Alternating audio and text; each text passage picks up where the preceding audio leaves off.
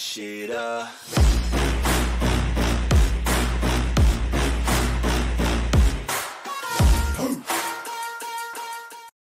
What is your profession? NGO po namin siya. That's pure hearsay. Yun po yung sabi niya. Naniwala ka ba? Yun po yung sabi niya sa akin, Your Honor. That's right. That will not stand in court. That's pure hearsay. Your Honor, yun po yung sabi nung aking... Kaya nga, sabi nga, that is pure hearsay. That will not stand in court. Wala naman po ako magagawa kung ano po yung sinabi niya. Basta ang sinabi niya, tigilan niyo yan. Sabi niya ganun, mapapahamak tayo dyan. Hindi, Sino ano yan? nagsabi? Si Asik Gadapan po. Namatay na.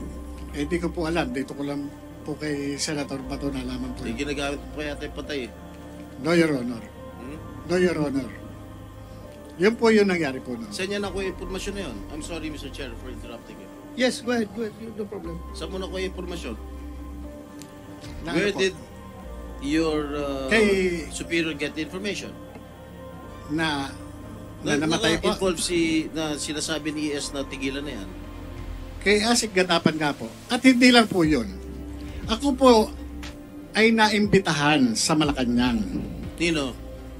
Ng Law Enforcement Security Integration Office. Ito po, When was this? after 1 year, o matapos yung humigit kumulang 1 taon. Ito po ay, kung di ako nagkakamali, July 2013. Ako po ay pinatawag sa Malacanang. Nagtataka po ako, Sino nagpatawag sa'yo? si Attorney Serapio, Police Director Pelizardo Serapio Jr. ng Law Enforcement Security Integration Office ng Malacanang sa Mabini Hall po. Ngayon po, pinatawag po ako doon ni Attorney Serapio sa Malacanang. Pinadala sa akin yung mga dokumento at iba pang holdings. Correction. Your Honor, please. General Serapio, hindi siya attorney. Ako ko lang, abogado siya, pero as para sa inuhim, hindi siya abogado. General Serapio, yung Lisio chief during the time of President Aquino. Pelizardo Serapio po. Pelizardo Serapio. Opo. Class 78. Yeah. Yan po ay nagpatawag sa akin. Ngayon po, nung pinatawag ako po doon, nag-report po ako doon. Dala-dala ko yung ilang dokumento at yung PowerPoint presentation. Nag-present po ako doon ng humigit kumulang sa 4 na oras. Kung pwede po natin ma-check doon na ako ay nagpunta mismo doon sa lesyo na yon. Kung saan, i-report ko, i-brief ko sila doon sa mga ongoing projects na ginagawa namin. Pati yung mga hindi natuloy o pinigil na mga operasyon ng PIDEA. Nagtataka ako, bakit ako ang pinatawag? Ordinaryong ahente lamang po ako ng PIDEA. Bakit hindi yung director ko o yung Director General ng PIDEA? Doon po ako nagtataka doon. Why? Dahil po, noong panahon na yon, nung nagkaroon po ng yung sobra na yung ginagawa ng PIDEA, pipipigil sa amin na hindi pagtatrabaho. Inilabas ko po ito sa public. Nilabas ko po sa media yan. Kung di ako nagkakamali, 2013 po yan. Nandyan naman po sa YouTube yan. Ano yung nilabas mo? Yung pong incompetence ng PIDEA. Bakit ito wala nang nahuhuling malalaki? Samantala, yung mga hinuhuli namin, ito po yung mga based doon sa mga case operational plan na talagang ginastusan ng gobyerno. Bakit parang namimili noon sa mga trabaho? Bakit sinusuppress yung aming mga yung mga tungkulin namin? Biruin nyo. Nilagay kami sa likod ng PIDEA doon sa squatters area na ang hinuhuli namin malalaking drug trafficker. Ang pinahuhuli na lamang sa amin piso-piso. Ano ang sabi sa akin sa Malacanang? Wala naman yung mga hinuli nyo Puro mga gawa-gawa nyo lang yan Matitinong mga inchik yung mga hinuli nyo Pero, pinakita ko sa kanila sa briefing, dala-dala ko yung record ng Anti-Money Laundering Council ang nakapirma, Central Bank Governor, Security Exchange Commission, at saka yung Insurance Commission. Tatlo yung nakapirma na yan, na doon sa AMLAC document. At ito, Sa 200 billion po na financial investigation na kinandak namin sa tulong ng AMLAC, 200 billion po, 200 billion pesos po yung accumulated na pondo na naiipon ng drug lord. Ang inabot na lamang po ng AMLAC doon sa Asset Preservation Order is 130.4 million na lamang po. Okay, Pero so- binaliwala ho nila yung mga sinasabi ko. Sandali. Yung pinatawag ka, that was not related to this particular halted operations. Ibang operations yon. Iba-iba po yun. Iba. Iba-iba po. Ang ano ko po nun, bakit hindi natutuloy yung mga operation? Bakit sinusuppress nila yung aming pagtatrabaho? Yun po ang issue ko doon eh. Ang ano ko sa kanila, bakit ganito? Samantalang yung mga sinundan nung Director General na inilagay nila Secretary Ochoa, hindi naman po ganun. Hindi naman po ganun na biruin ninyo. Ang mga tinatrabaho namin based sa case operational plan, biglang ilalagay kami doon sa barangay Pinyahan at paghuhulihin lang kami ng piso-piso. Pag nahuli mo yung pusher, wala kang karapatan na i-follow up ito. Kayo, Your Honor, galing kayo sa law enforcement. Pag nakahuli ka, pataas ho ba? Di ba? Pataas ho ba? Di ba yung trabaho natin? Eto, pag nahuli mo, tuldo ka na dyan. Wala ka ng karapatan i-follow up yan. Ganun po yung nangyari sa amin noon. Meron kang sinabi dito that yung pinatawag ka ni General Felizardo Serapio ng Liceo sa Malacanang. Nakalagay doon sa invitation, the Honorable Executive Secretary Paquito N. Ochoa Jr. has instructed this office to discuss with you the allegations you have publicly aired against the PDEA and its leadership. So ito na yung sinasabi mo ngayon. Ito po. Ito po yung letter mismo ng Malacanang sa akin. But before we continue, I would like to acknowledge the presence of Senator Mark Villar. Thank you, Your Honor, for joining us. So, sabi mo pa, pinagalitan ka doon sa meeting na yun. Yes, Your Dahil Honor. hindi totoong mga drug lord ang nahuli nyo. Yes, Your Honor. Yun po. Minaliit po talaga. But hindi ka pinagalitan dahil dito sa operations. Lahat po nung- Itong particular case. Lahat po yan. Kasama po yan sa mga nabanggit ko po, Your Honor. Kaya ka Kasama po. pinagalitan. Kasama yun. Yun nga po ang pinagtataka ko. Noon, wala po akong meron po may pressure sa akin eh. Hanggang sa nitong huli, na-realize ko na kung sino yung nasa likod. Kung bakit ako tingnan nyo, Your Honor, wala na ako sa PDEA. Kinasuhan pa ako eh. Meron talagang dumidiin sa akin, Your Honor. Ito lang, November 30, March, sinarban ako ng 2 warrant. Hindi ko nga alam na may kaso ako eh. Naandyan yung complainant, Your Honor, nandito sa harap ninyo, si Atty. Del Valle. Pinailan ako ng violation ng Section 91 and 92. Kahit wala siyang personal knowledge doon sa commission ng offense, tumayo sa complainant. Bakit? Anong sabi niya sa akin? Sorry, napag-utusan lang ako ni Gerald Cacdac. Sino ba si Gerald Cacdac? Ito ay tao. Siya ang nilagay ni Secretary Ochoa doon sa PDEA after ni Gerald Gutierrez. Noon po, Your Honor, hindi ko po iniisip kung sino-sino itong mga nasa likod na ito. Kung sino pumipin down sa akin. Ngayon, Okay. naisip ko na lamang, Your Honor. Okay. Let's focus on this particular issue muna. Huwag tayo pumunta sa iba.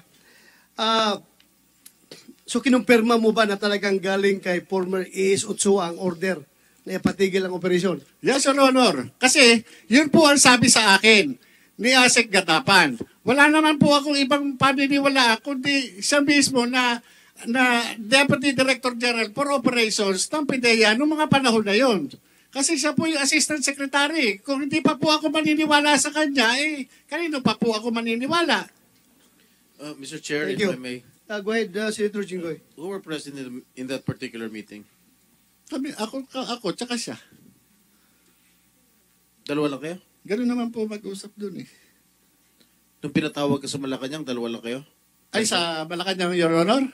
Sa Malacanang po, ako, At saka yung itong si Director Police Director Serapio, at saka yung meron pang ano doon eh.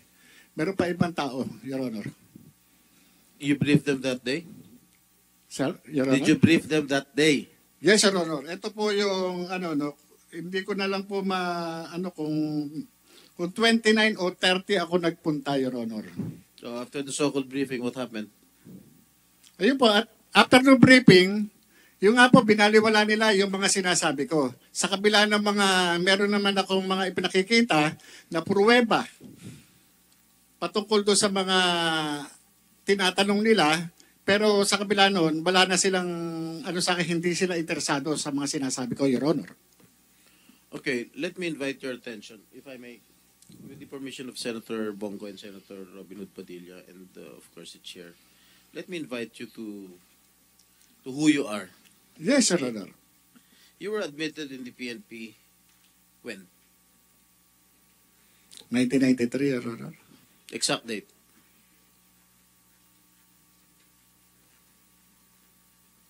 Hindi ko na... Di mo alam. 1993, Kailan ka natanggal? saan, Your Honor? Ha? Saan po, Your Honor? From the service. Sa PIDEA po. PNP. Sa PNP po, yung sinasabi po ni General Lasso. Just answer my question. Kailan ka natanggal? When were you dropped from the rolls of the Philippine National Police? Madrap po ako, hindi ko na po matandaan, Your Honor. Wala po sa akin yung dokumento ngayon. Unless, Your Ilan Honor, taon ka nandito po nagservisyo yun. sa police? More or less 16 or 17, Your Honor. 17 years? According to the information that I received, you were dropped from the PNP on April 25, 1994. Meron pang yan, Your Honor, na restored yan. wait, Your Honor. you were admitted, you said you told us 1993. Correct? Admitted in the PNP. Yes, Your Honor. Yes, Your Honor. And you were dropped from the PNP role on 1994, the same month. Na-restore. What? Hindi po ako, hindi po ako familiar doon sa date. Kung itatanungin niyo po sa akin yung exact date, wala po sa akin yung exactong dokumento. Your Honor. Hindi mo alam kung kailan ka natanggal sa serbisyo? Your Honor, yung ganyang, hindi, kailangan ko sa dokumento. Your Honor. Ako alam ko kung kailan ako nakulong eh. Yun po, Your Honor, sa inyo, no? Hindi mo alam kung kailan ka na-drop sa PNP? Totoo po. Kasi, kung pagbabasihan po natin ang dokumento, Your Honor, Kalokohan yan. Your Honor, ang pagsagot kahit saan mang pleading, Your Honor, mabase ako doon sa dokumento, Your Honor. Hindi lahat ng pagkakataon, Your Honor, makakabisado ko yung mga dokumentong matagal nang nakalipas. Kung ano man yung pangyayari na matagal nang nakalipas, hindi lahat po yun makakabisado ko o maaalala ko. Depende po, kung meron po akong reference na document, maaari ko po kayong masagot ng diretso, Your Honor. Alam mo, imposibleng hindi mo alam. Alam mo nga kung kailan ka na-admit sa PNP, hindi mo alam kung kailan ka na-dismiss. Your Honor, Sandali lang. Alam Yes. mo na na-admit ka noong 1993, hindi mo alam kung kailan ka na-dismiss sa PNP. Your Honor, And the following year, na-dismiss ka na. Your Honor, yung sinasabi nyo drop, magkaiba po yung drop doon sa dismissal. Okay. You were dismissed a few months after, 1994 then. Your From the Honor, service. Your Honor, yan pong ng PNP na yan, na-restore po ako sa full duty status. Meron naman po yan dyan na kung i-recall ko, ako ay na-restore sa full duty status. May mga may mga dokumento na nandiyan, Your Okay. Honor. Tell me the reason why you were dismissed. Dismiss or drop, Your Honor? Graft. Drop, Your Honor. Hindi ko Give me the reason why you were dismissed from the service. PNP. Nagkasakit po ako noon, yan, Your Honor eh. Yan yung naging basis ko noon. Your Honor, nagkaroon ng misappreciation of facts. Yan po yung naging ko doon sa PNP noon. Kaya nagkaroon ng restoration to full duty status. So, yung dismissal dropping from roles ay ang kaso mo is awol. Kasi nagkasakit ka? Yes, Your Honor.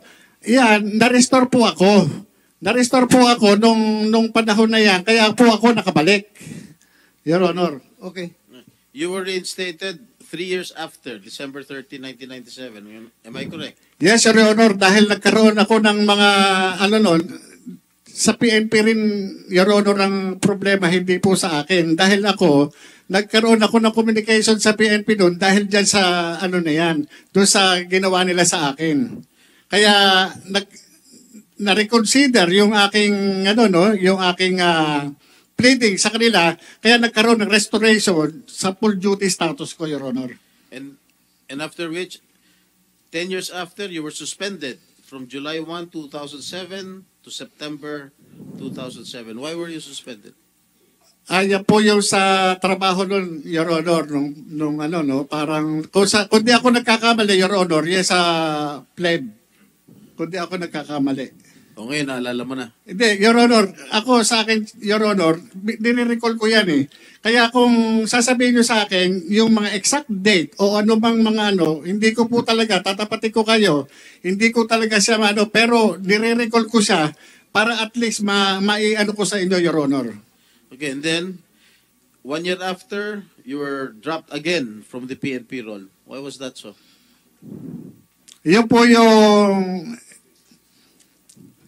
Hindi ko na po matandaan kung anong nangyari noon, Your Honor, kung doon sa sakit o ano man, hindi ko na po matandaan, Your Honor.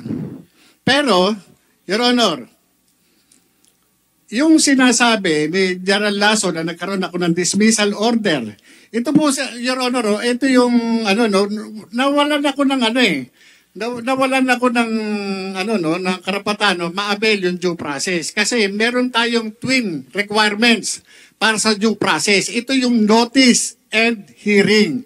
Wala po akong natanggap na kahit anong hearing o notices na ako ay na-pre-charge o meron summary dismissal proceedings. Wala po akong natanggap.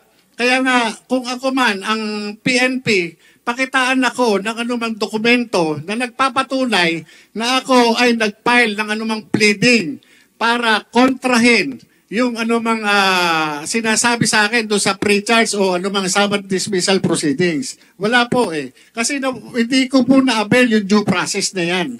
Yung sinasabing ganyan. Dahil nung panahon na yan, nag-re-entry na po ako sa PIDEA ng 2009. Wala po ako natanggap niya. Kaya yung na yan, sinasabing order ng PNP na dismissal order, hindi po, wala po akong dyan, walang due process na akong nabinigay sa akin. Nung hinire ka ng PIDEA, you misrepresented yourself that you misrepresented to PIDEA that you do not have any unbroken service in the PNP from 1993 to 2008. And you did not disclose that you were dropped from the PNP role on April 25, 1994 and August 28, 2008. And you were dismissed from the service on November 7, 1994 and was suspended from July 1, 1997 to September of 2007. Your Honor, doon sa pag-accept sa akin ng recruitment committee ng PIDEA, hindi mapapalusutan si Gerald Juniso Santiago. Kaya nga ang sinasabi ko, inaano ko rin kay Gerald Lasso, ang ibig bang sabihin, mas magaling siya doon sa kanyang upperclassman na si Gerald Juniso Santiago na 4-star General sa Armed Forces of the Philippines? Kasi tinanggap po ako ni Gerald Santiago at yung mga hinihingi po sa akin, nag-comply po ako. Paano po yun? Service record kasama po yun. Hindi po pwede na hindi ako magde-declare na kahit ano pa man dahil magre-reflect yan sa service record. Pangalawa, yung mga clearances. Kasama po yan doon sa recruitment process. Hindi po ako i-appoint ng Philippine Drug Enforcement Agency kung ang aking mga dokumento ay kamas-kamas. Alam naman po natin na si Gerald Santiago hindi po basta-basta mapapalusutan yan. Sandali lang. Kaya nga hindi mo nga sinabi yung katotohanan. Sinabi po, Your Honor. Na-dismiss ka sa Opo, PNP. dahil nga po, meron akong kaya tinawag po nila ako, nag-comply po ako. Siguro may backer ka. No, Your Honor, hindi po sa backer, wala po akong backer. Nag-comply po ako kung ano man yung requirements, Your Honor. Dahil kung ako ang PIDEA at alam kong meron kang mga kaso sa Philippine National Police, na-drop ka, na-dismiss ka, na-suspindi ka, finailan ka ng kaso, hindi kita kukunin. I'm sure meron kang malakas na backer para pumasok ka dyan sa PIDEA. No, Your Honor. At dumaan ako doon sa talagang sa recruitment you process. never Your Honor. disclosed your record sa PIDEA. Hindi mo di-disclose yan eh. Your Honor, imposible po yun. Dumaan po ako doon sa proseso ng recruitment nila. Kaya nga po ako inappointed. Dahil kung hindi ako nag-comply, hindi po nila ako tatanggapin. Requirements po yun, batas po yun. Hindi po pwede na yung recruitment committee, iba-violate nila yung procedure. Hindi po pwede. At saka, Senator Jinggoy, karamihan ng mga initial na mga personnel ng PDEA were coming from the PNP. Kaya imposible makapagtago ito ng kanyang identity doon sa mga pulis na nandun sa PDEA kung ito yung mga kaso niya, hindi niya dinidisclose. Your Honor, tama po yun. Kasi nung panahon na yun, kung di po ako nagkakamali, ang hepe o acting director ng Human Resource Management o yung admin ng PIDEA ay police. Police Commission Officer, Your Honor. Imposible ho na magkano ko ng mga anumang itatago ko dyan, hindi po pwede. At yung IIS, Your Honor, na nagkakandak ng background investigation, panay police. Hindi po pwede lulusot po ako. At sigurado ko, kung iskalawag ka na pulis, lalong-lalo na PDEA papasukin mo, mukhang malabo siguro, mukhang siraulo ang PDEA kung tatanggapin ka, kung iskalawag ka na pulis.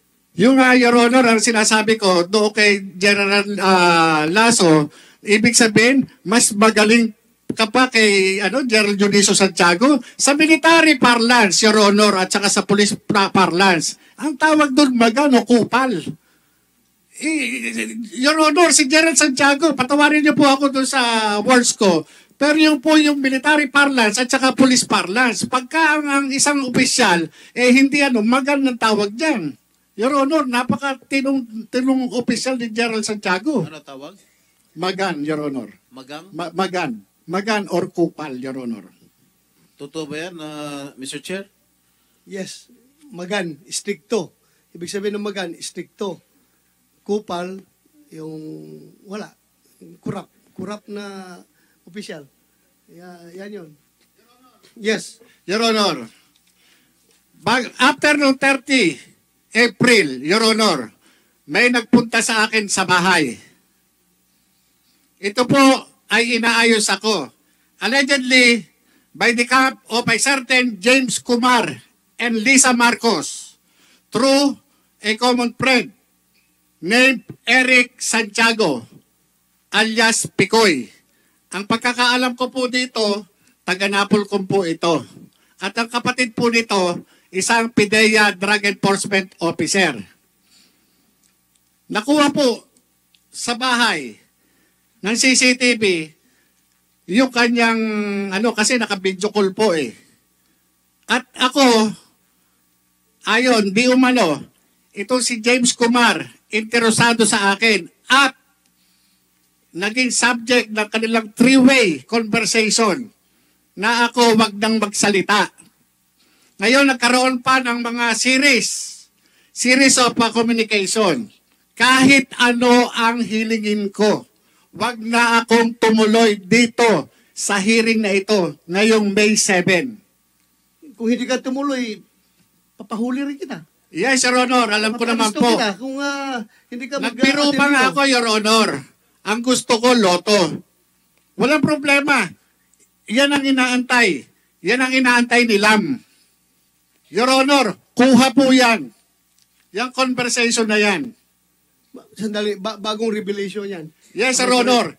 Nung atreta na after ng hearing natin dito sa Senado, May 1, may nagpunta po sa akin. At yun nga, yung tumawag yung Eric Santiago, video call. Kaya nga, sabi ko, teka muna, hindi ako nag-ano doon sa video call. Yung nga sinasabi, yung certain Kumar, James Kumar, allegedly, yung Bombay, sabi nga Bombay. Sabi ko, ano kinalaman ng Bombay? Ba't ako kakausapin ng Bombay? Hindi ko po kilala itong James Kumar na to. Kilala ko yan. Ako po. Hindi. Kilala ko. Opo. Kumsek, are you sure of your statements, ha? Yes, Sir Honor, kahit po patawag natin, yung Eric Santiago, ng pagkakaalam ko, taga Napolcom. Kumsek, you invite James Kumar and yung isa, Eric Santiago. Opo. Tsaka yung isa pa raw kausap, allegedly, ito po, allegedly si Lisa Marcos, ito po yung LAM. Sandali, si puro ka allegedly. Sinong nakausap Kasi mo po, talaga? yung Eric Santiago po ang nagsasabi. Sinabihan Na interesado. Opo, sinabihan ako na yung Kumar interesado Sandali. sa akin. Personal kayo nag-usap o cellphone? Yung po kanyang, yung nagpunta po sa akin, naka-video call po sila. Sino yung nagpunta sa'yo? Si Romy Enriquez po. Romy Enriquez. Kumsek, take note. Pumunta sa'yo, naka-video call. Yes, Sir Honor. Pinadinig niya sa akin. Sinong nagsalita doon sa video call? Yung pong si Eric Santiago. Anong sabi ni Eric Santiago? Ayun, interesado raw sa akin si James Kumar. Ang gusto pa nga, Your Honor, kausapin ako kung saan ko gusto sa labas. Ang sabi ko naman, hindi, dito na lang sa bahay. Dito ako kakausapin. Ngayon, bumalik sa kanya ng usap itong si Picoyo, si Eric Santiago, at sinabi, teka muna, baka raw tad ng CCTV yung bahay nun. Mahirap. So, na-cover ng CCTV mo yung pagpasok ni yung nagdala ng cellphone, nakakausapin ka? Yes, Sir Honor. Nandun. Andun sa Nakuha CCTV? po, nandun kami sa dining Sa dining po namin, meron po CCTV doon. Kaya capture po. Yeah, palalim ito yung investigasyon na ito. Ang dami ng tao na involved. Yung nga po, yung ang na nagulat din ako dahil after lang nung April 30 na hearing, bakit may ganun? Sabi ko kung ito So this happened after the hearing. after First hearing po natin. May 1. Bago po ako interviewin ng ano bang radio station to? Bali, ang interview ko noon 11:30. So dumating ito mga 10 past 10 o 10:25 o 10:30. Ganun po eh. So therefore, nakausap mo si James Kumar. Hindi po, yun lang yung nagsasabi na ang interesado sa akin, yung James Kumar, at ito yung ako yung naging pag-uusap nila nung nag-uusap sila na three-way. Sino yung three-way? Nag-usap ng three-way? James Kumar, tapos yung isa pa na yung parang Lisa na yun po yung So anong pinarating sa'yo? Yung nga po, wag na magsalita. Para wag na siya magsalita. Kasi ang mangyayari dyan, papatayin yan. Kaya padre, sabi nga ganun nung kaibigan ko, hindi natin maano kung anong desisyon niya. Kasi yan, nagulat din. Nagulat siya doon sa nangyari. Lumabas yung yung trabaho na yan eh. Yun yung pero wala akong papapangako sa iyo. Hindi, sabi pa nga ganun, magiging director ka. Sabi pa na sa kanyang ganun. Director ng Director siguro sa gobyerno, Your Honor. Sino magiging director? Ikaw? Yung kausap, yung nagpunta sa amin. Yung kausap Kasi, sabi niya, Sino ikaw yun? naman, yung Romy Enriquez, si Ronald. Romy Enriquez. Ngayon, ikaw naman ang handler dyan eh. Hindi. Sabi niya, hindi ako handler niyan. Yan, may sariling isip yan. Inaano nga niya, eto. Kaya niya, sabi pa nga niya, sinabihan ko yan, padre. Sinabihan ko yan to si Kuya Jonathan. Na wag nang kasi nag-uumpugan yung Duterte at saka Marcos. Baka madamay siya. Sinabihan ko yan. Yan po yung word ni Romy Enriquez doon sa CCTV. Sinabihan ko yan. Ngayon, yung si Picoy o si Eric Santiago, napaka-insisting niya. Na hindi, sabi niya, natin yan, kaya tulungan natin yan. tulungan natin yan. Kasi wala eh. Papatayin yan. Tingnan nyo, Your Honor. Yung posisyon Sinong ko na, papatayin? ako daw. What is your profession?